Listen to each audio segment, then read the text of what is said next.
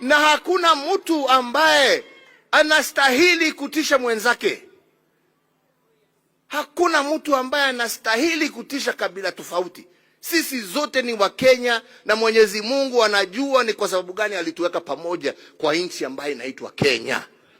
Aliyekuwa rais wa 4 wa Jamhuri ya Kenya Uhuru Muigai Kenyatta amejibu madai ya mazungumzo ya Aden Duale ambaye ni waziri wa afya kuhusu kuwaita wanajamii ya Mlima Kenya hyenas ama fisi. The former president amezungumza hayo akisema kwamba hamna mtu yeyote ambaye anaruhusiwa kutusi jamii nyingine kwa sababu hamna mwenye alikubali ama kuagana na Mungu kwamba aumbwe na apatikane katika jamii hiyo. Anasema Wakenya wanafaa kupendana na kuonyeshana upendo ndio tuishi na amani kama nje. Na amesema kwamba kiongozi yeyote ambaye anazungumza vibaya kuhusu jamii nyingine, huyo hapaswi na hafai kuwa kiongozi. Haya yanakuja baada ya waziri wa afya Aden Duale kutaja jamii ya Mlima Kenya kwamba watu ambao wanatoka pale ni kama fisi. Hii ni baada ya serikali kuinvest ama kutumia fedha nyingi zaidi katika by-election ya Olkalau na wakashindwa kwa madharau kwa zaidi ya kura 30,000. Jambo ambalo lilifanya serikali ikawa na machungu zaidi. Na vile vile Aden Duale akazungumza hivyo akiwaita watu wa Mlima Kenya kama fisi ama hyenas. Na hakuna mtu ambaye anastahili kutisha mwenzake. Hakuna mtu ambaye anastahili kutisha kabila tofauti. Sisi zote ni Wakenya, na Mwenyezi Mungu anajua ni kwa sababu gani alituweka pamoja kwa nchi ambayo inaitwa Kenya. Sio kuja hapa kutugawa na kutupiganisha. Hiyo sio haki. Na nataka niseme hivi kwa sababu mimi hii siasa ni ukweli.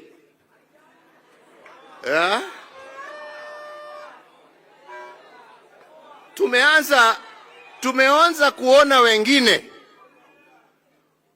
wakianza siasa ya mgawanyiko, na wana haya wakiongea haya, wanaongea haya mbele ya wakubwa wa nchi, na wanasimama na wanaongea mambo ya kuchochea, mambo ya kulete vita, mambo ya kugonganisha Wakenya.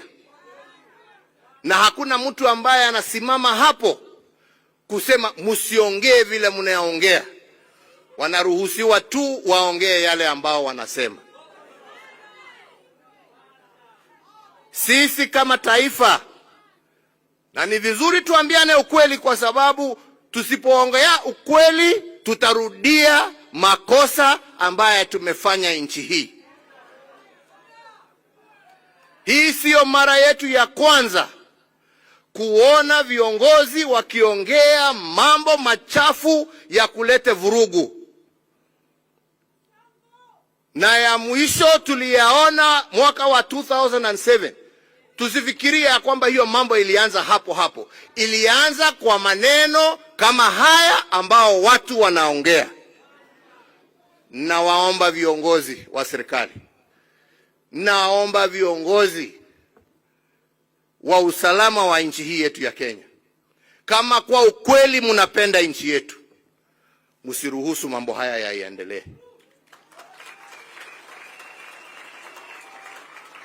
Mukitaka wema na amani ya nchi, viongozi wauze sera. Uza sera. Na mimi nawauliza hata nyinyi kama wana Jubilee, tuuze sera. Tuuze yale ambaye tunataka kutendea wananchi, na tusibague wananchi. Tuuze sera zetu, kazi yetu. Kwa sababu unashindwa. Haihitaji mtu awe ni mwerefu sana kujua shida iko wapi. Kusema ya kwamba ati watu wakiwa na hii na hii na hii, kwa nini hawakufanya? Hapana. Kila wakati na wakati yake. Sisi tumeenda, nyinyi ndio mpo. Sisi tulijaribu kwa vile tuliweza. Nyinyi pia deal with the issue. Na issue ni simple. Wenzangu, issue ni simple.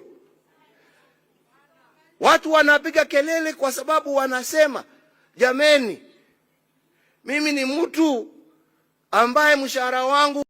Hayo yakiendelea, aliyekuwa gavana Peter Munya na vilevile aliyekuwa Attorney General na mawaziri wa utumishi wa umma ambaye ni Justin Muturi pia wamezungumza wakimkashifu aliyekuwa naibu rais Rigathi Gachagua kwa mazungumzo yake ambayo amekuwa akizungumza eneo la Mlima Kenya, pia kwa kuwaambia Justin Muturi na chama chake cha DP na vilevile Peter Munya na PNU kufunja vyama vyao na kujiunga na chama chake cha DCP. Kulingana na hao wawili, wamesema lazima Rigathi Gachagua akome kufanya hayo na kuzungumza matamshi ambayo si mazuri kwa Wakenya na ya kugawanya Wakenya na vilevile kuembrace ama kuzungumza ili kuja pamoja wakati wa uchaguzi 2027 kumwondoa Ruto madarakani. Tuwasikize.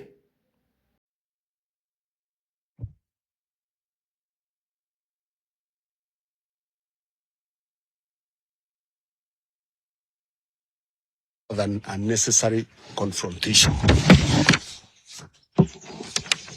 However, restraint should not be mistaken for acquiescence.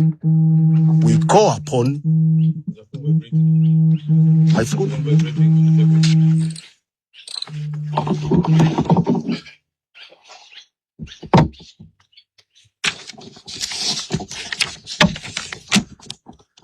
However, restraint should not be mistaken for acquiescence. We call upon Honorable Gachagua to desist from divisive pronouncements and instead embrace structured dialogue, consultation, and respectful engagement among all like-minded political parties. Durable political partnerships are built on equality, trust, and respect for institutional autonomy. It is worth noting that we cannot pretend to be growing our parties while simultaneously locking out others in order to own specific regions. While we have no differences with our partners in DCP, it is necessary to make our communities feel comfortable, secure, and free to make political choices. We must stop threatening those of diverse backgrounds and beliefs about our political standing in order to grow our democracy. It cannot be one is okay